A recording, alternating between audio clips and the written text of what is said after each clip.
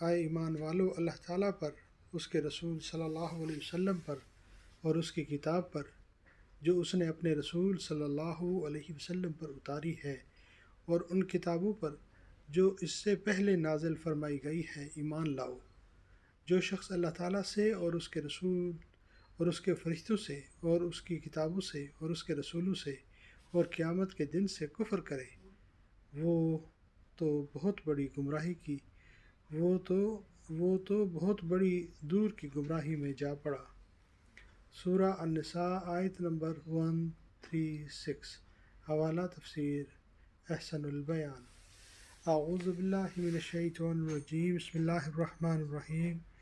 یا ایہا الذین آمنوا، اے جو ایمان لائے ہو یعنی ایمان والو، آمنو ایمان لاؤ باللہ اللہ تعالیٰ پر، ورسولہ اور رسول اور اس کا رسول، والکتاب اور کتاب، الذی نزلہ جو اس نے نازل کی، علی رسولہ اپنے رسول پر، والکتاب اور کتاب، الذی انزلہ جو اس نے نازل کی، من قبل اس سے قبل، ومن اور جو یکفر انکار کرے، باللہ اللہ تعالیٰ کا، والملائکۃ اور اس کے فرشتوں، وکتبہ اور اس کے کتابوں، ورسلہ اس کے رسولوں، والیوم الآخر اور یوم آخرت، فقد ضل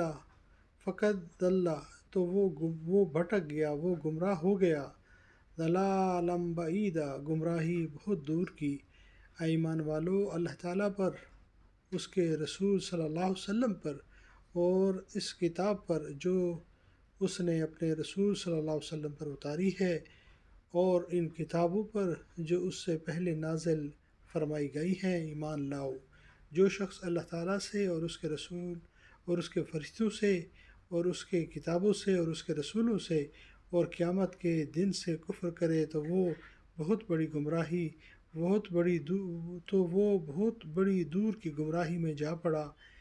ایمان والوں کو ایمان لانے کی تاکید تحصیل حاصل کرنے والی بات نہیں، بلکہ کمال ایمان اور اس پر استقرار و اثبات کا حکم ہے، جیسے اہدنا الصراط المستقیم کا مفہوم ہے۔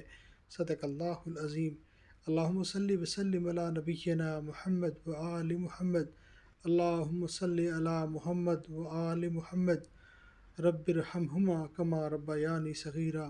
ربنا ہب لنا من ازواجنا وذریاتنا قرۃ اعین واجعلنا للمتقین اماما۔ آمین یا رب العالمین۔